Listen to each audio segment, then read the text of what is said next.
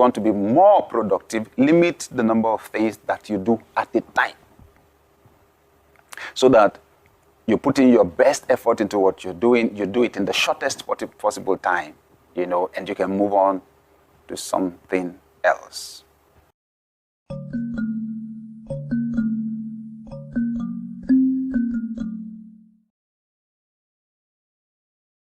A feeling that somebody can identify with me here who has burnt food a few times.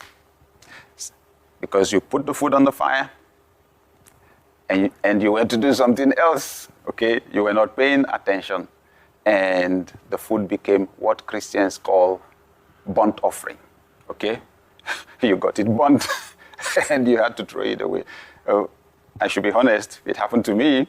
I did it because of distraction. But just think about it. Just think about the fact that sometimes it's not the food on the fire, it's your job. It's the job for which we're paid. It's attending to a customer, okay?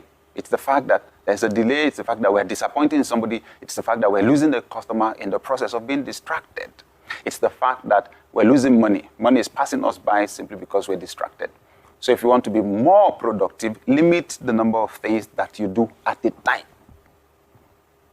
so that you put in your best effort into what you're doing. You do it in the shortest possible time, and you can move on to something else.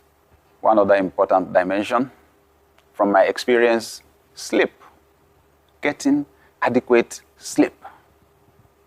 You see, I found myself in those scenarios where I was just walking. I was tired because I had work to do. I just refused to stop, and then continued. And sincerely speaking, I found myself in a scenario where I could not sleep and I could not think, okay? Maybe I'm writing a book or writing an article or doing an assignment or something, and I'm stuck.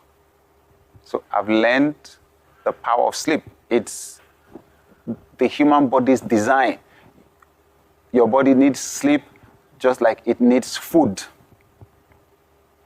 And it's amazing how clear your mind can be when you wake up from sleep. The amazing thing? Sometimes it's just a short nap that does the magic. Sincerely speaking, it's just a 15-minute nap or a 20-minute nap or a 30-minute nap. But the scientists are telling us now that lack of sleep is responsible for a lot of the diseases in our world right now. Okay? It causes problems.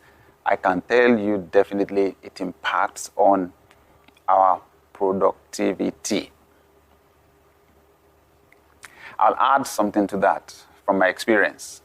Vacation. So taking a break, there's the taking a break, short break, 20 minutes, 15 minutes in the course of a day. But then also you have the going on holiday, leaving work.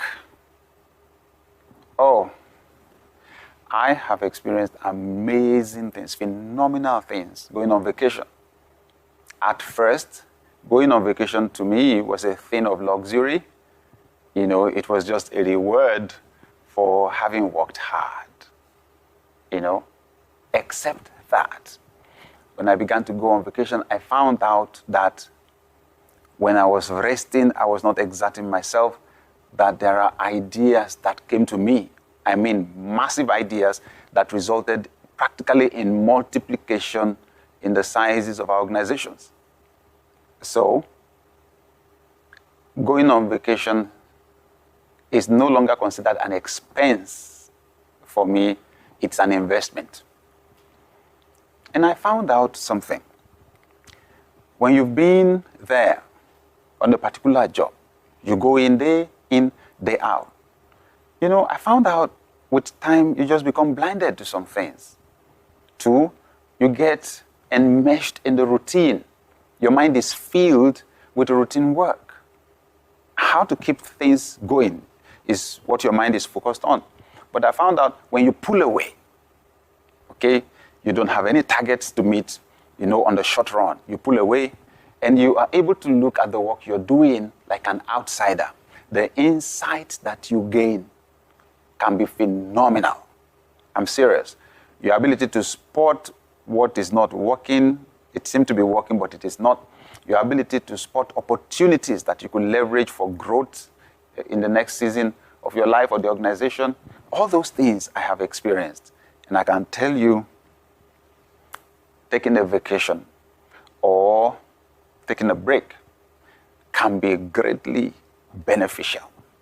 Greatly beneficial.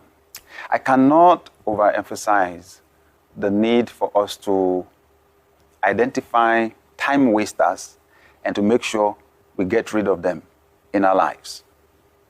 It's absolutely necessary, especially your workspace. If people have this habit of saying they were just passing by and decided to pop in to greet you, you need to manage that seriously, because you have someone that has nothing to do coming to interrupt your time and to slow you down in the achievement of your goals. Okay, so